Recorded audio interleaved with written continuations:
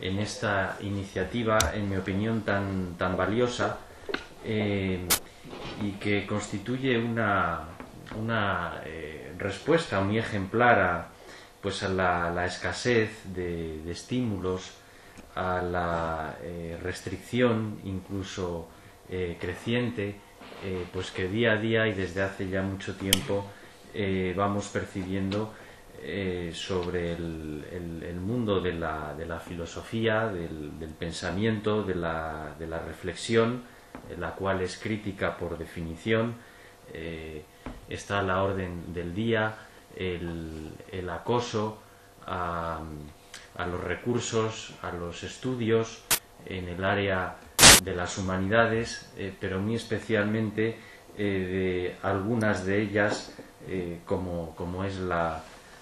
filosofía, la cual pues día a día vemos como pues tiende a excluirse, a marginarse o, en el mejor de los casos, a reducirse a una especie de pasatiempo exótico,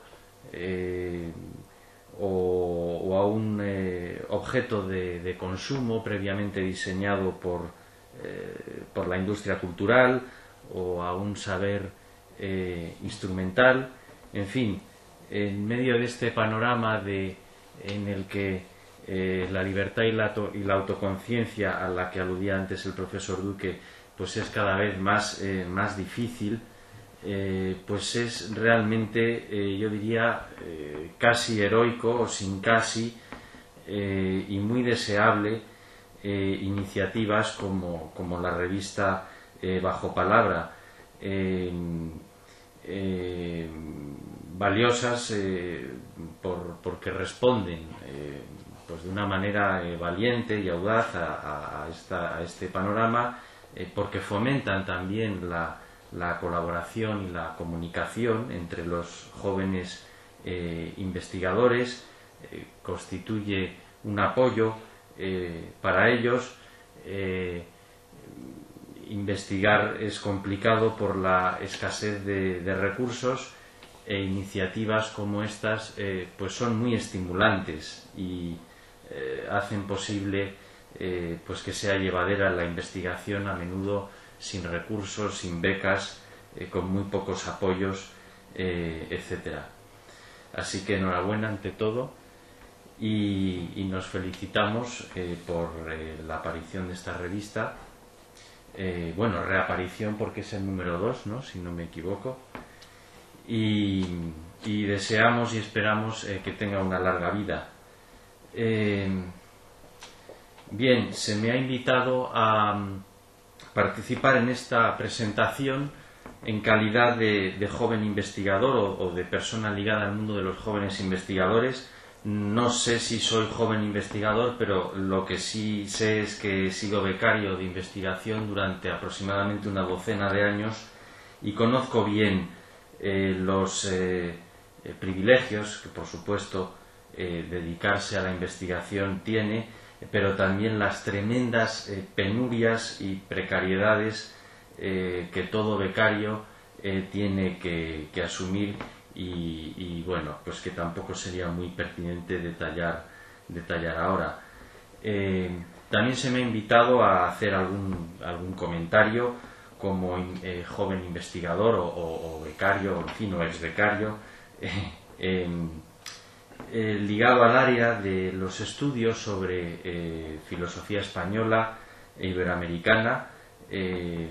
como miembro coordinador del programa de investigación Pensar en Español,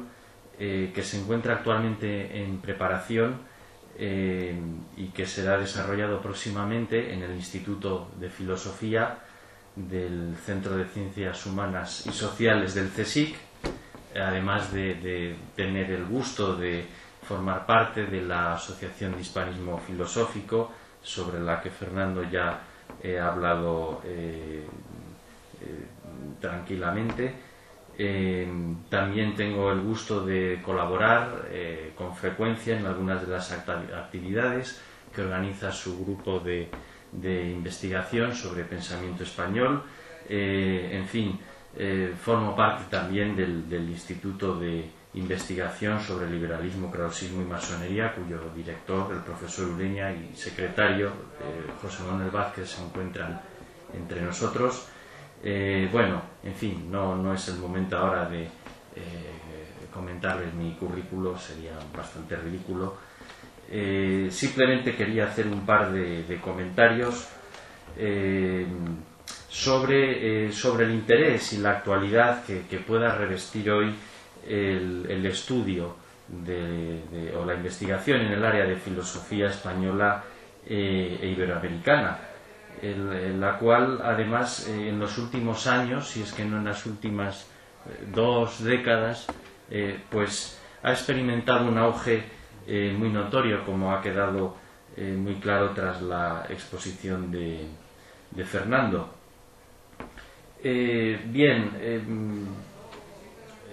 Una razón en favor de este interés es algo tan obvio, pero que por obvio quizá a veces se olvida, como es la imposibilidad de pensar al margen de la propia tradición o de la propia historia. No es que todo pensamiento sea hijo de su circunstancia, no voy ahora a repetir esa cita tan manida, tan ramplona, además de que Ortega es muchísimo más que eso, ¿no? De que todo pensamiento es hijo de su circunstancia, etc. Pero sí que toda aspiración a la universalidad propia del logos y de la filosofía nace en una tierra determinada, se erige, se levanta sobre los recursos de su propio suelo, habla con voz propia. Y esto es muy obvio, pero quizá se olvida a menudo por lo obvio que es. Pensar filosóficamente requiere, antes de nada, saber quiénes somos, desde dónde pensamos, cuáles son nuestras posibilidades. En fin, un cierto conocimiento de la propia tradición es indispensable, lo cual no significa, obviamente, caer en casticismos, en localismos o en nacionalismos, puesto que el logos no tiene patria, y menos aún caer en la ignorancia o incluso en la pereza mental a la hora de asomarse a los grandes flujos de la Ilustración europea. Pero sí que exige, en el caso de la filosofía en español, sí exige superar muchos prejuicios, y algunos de ellos muy crasos, y sin embargo coleantes, ¿no? Quizá por la historia reciente de España, esa asimilación bajo el franquismo de la filosofía española al tradicionalismo reaccionario, etc. Exige superar el prejuicio, en cualquier caso, de la imposibilidad de una filosofía española, y de la respuesta a esta imposibilidad, respuesta en términos de importación, por así decirlo, de otras filosofías, de filosofías europeas, es decir, en términos de cita y de reproducción de lo ajeno. Bien, este es un prejuicio que ha estado muy vigente, y hasta hace pocos años, quizá debido en parte al menos a la historia reciente de España. El pensamiento español es, y yo creo que hay que asumirlo sin ningún complejo y sin ningún problema, es dependiente, es un pensamiento dependiente, ello es innegable. Pero que lo sea no significa que deba serlo o que haya que resignarse a ello. Y precisamente en esta resignación residiría esa actitud provinciana o sucursalista que tantas veces se ha achacado al estudio del pensamiento español, un estudio provinciano, si es que no ligado al folclore, cuando en realidad la actitud provinciana es esta otra, es resignarse a la dependencia y a ser una especie de sucursal de lo que previamente han dicho en alemán o en inglés, incluso en francés, aunque el pensamiento francés a veces tampoco se libra de estos desprecios.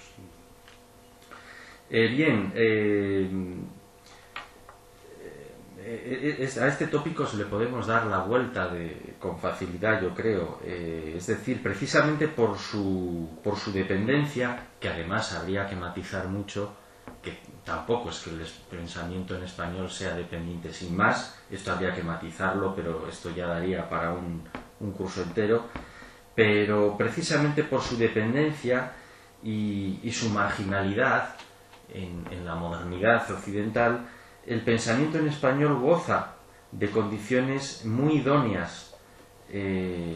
para la crítica, para desenmascarar los universalismos simple excluyentes que la racionalidad dominante en la modernidad occidental ha reproducido una y otra vez. Desde un Weltgeist, el espíritu de Hegel, que es universal, pero solo es universal en términos cristiano-germánicos, no ya europeos, sino cristiano-germánicos, hasta la actual globalización tecnocientífica anglosajona. En fin, son universalismos realmente excluyentes, opresivos y que nos engañan. Frente a estos universalismos, yo creo que el pensamiento en español conserva un cierto potencial crítico y nada despreciable, especialmente el pensamiento en español de la otra orilla, que es de alguna manera el margen dentro del margen. Dentro de lo que es el pensamiento en español, el pensamiento iberoamericano además ha sufrido la dominación española. Entonces, en fin, en cualquier caso es un pensamiento, ya sea en una orilla o en la otra, que goza de capacidades que quizá no hemos exprimido todavía para pensar y activar una universalidad creativa, no eurocéntrica, no excluyente, no reproductora de lo ya dado, y en fin, guarda capacidades para construir un Weltgeist o un espíritu universal, pues que no solo sea cristiano y germánico, sino que pueda ser también chino o mexicano. Bien, ligado a esto es también innegable que la tradición filosófica en Iberoamérica se ha visto siempre cercenada por ilustraciones deficitarias. Esto es innegable también, aunque sea un tópico, es un tópico que tiene sus razones. Pero claro, es un tópico que se vuelve superficial si nos quedamos solo en esto, ya que ese mismo cercenamiento que tradicionalmente ha sufrido la filosofía iberoamericana ha ido generando toda una tradición paralela, velada y extraordinaria y poco estudiada, relativamente poco estudiada todavía, y que es toda una tradición de exilios y de disidencias, de un humanismo republicano y multicultural, dice el profesor Ambrosio Velasco en un artículo que publicará, por cierto, la revista de la Asociación de Hispanismo Filosófico. Bien, hay toda una tradición disidente en el amplio sentido del término respecto a los discursos dominantes que aglutina pues los caminos de la racionalidad crítica en el mundo hispanoparlante, los cuales se van entreabriendo como respuesta a un doble y complementario constreñimiento. Por una parte, y como se ha repetido mucho, el propio bagaje interno del autoritarismo hispánico, plasmado en secularizaciones restringidas, fundamentaciones precarias de la autonomía moral y epistemológica, una difusión deficiente de las ciencias experimentales, liberalismos fugaces o frustrados, hábitos democráticos escasamente desarrollados, una violencia colonizadora duramente exteriorizada en el caso de América e interiormente reproducida en el caso de España. Bien,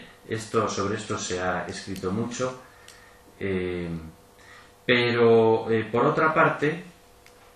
Por otra parte, esta tradición de exilios es respuesta también no solo a este déficit interno, también a la lógica de exclusión y de enajenación eurocéntricas, de violencia geopolítica y de extroversión neocolonizadora que, ambiguamente inscrita en el meollo mismo de la modernidad, ha volcado su mayor siniestralidad en América. El lugar de España es ambiguo, España está entre América y Europa, pero esta tradición de pensamiento crítico disidente en español no solo es respuesta a esos autoritarismos internos de siempre, sino que también podemos rastrear en él toda una crítica de la Ilustración, de la modernidad, la cual, bajo sus apariencias de universalismo, de convivencia, de libertad, de igualdad, etcétera, pues esconde una siniestralidad nada pequeña, y que se ha volcado a menudo, no sé si sobre España, pero desde luego que sobre América sí. Simplemente subrayar, ¿no?,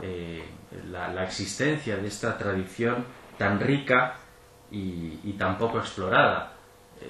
En los últimos años se ha escrito mucho y se está investigando mucho la obra cultural del exilio español del 39, pero este exilio no es más que el último episodio de una larga cadena de exilios que se remontan a los mismos orígenes de España como nación, y al proyecto absolutista de los reyes católicos, a la expulsión judía, etcétera. Bien, en definitiva, la idea que quiero subrayar es que tras esa conciencia de dependencia podemos encontrar una conciencia de disidencia, una conciencia crítica de disidencia, y que en la medida en que la encontramos, la filosofía en español deja de ser una sucursal o una periferia o un recinto local para convertirse en todo un acervo crítico.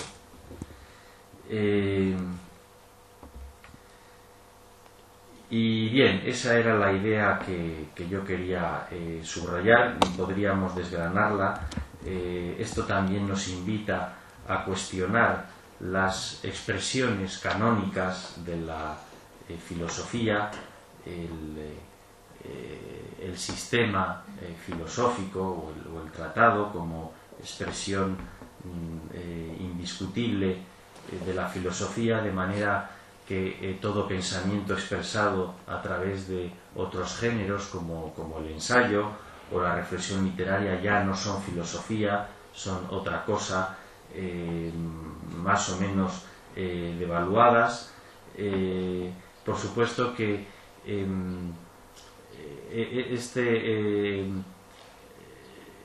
este interés que reviste la filosofía en español también nos invita a cuestionar estas fórmulas canónicas. Es cierto, es verdad, que el logos, que la razón filosófica, nació en Grecia hace ya 26 o 27 siglos, con unos rasgos determinados, y que filosofía a partir de Grecia es pensar el ser del ente, dicho en heideggeriano, pero esta definición de filosofía no tiene por qué ser inamovible, no tiene por qué ser perpetua, no tiene por qué ser eterna. La filosofía, en tanto que respuesta a la injusticia del mundo, por decirlo de una manera rápida y simple, no tiene por qué conservar la rigidez de una definición primigenia. La filosofía puede plantear, puede sugerir, puede reivindicar una relación liberadora, emancipadora o reconciliadora entre el hombre y el mundo de muchas maneras, y esta esta relación es además histórica, no está sujeta a moldes predeterminados, de manera que pensar a través del ensayo o a través de la reflexión literaria, no digo ya a través de la novela y la poesía, esto ya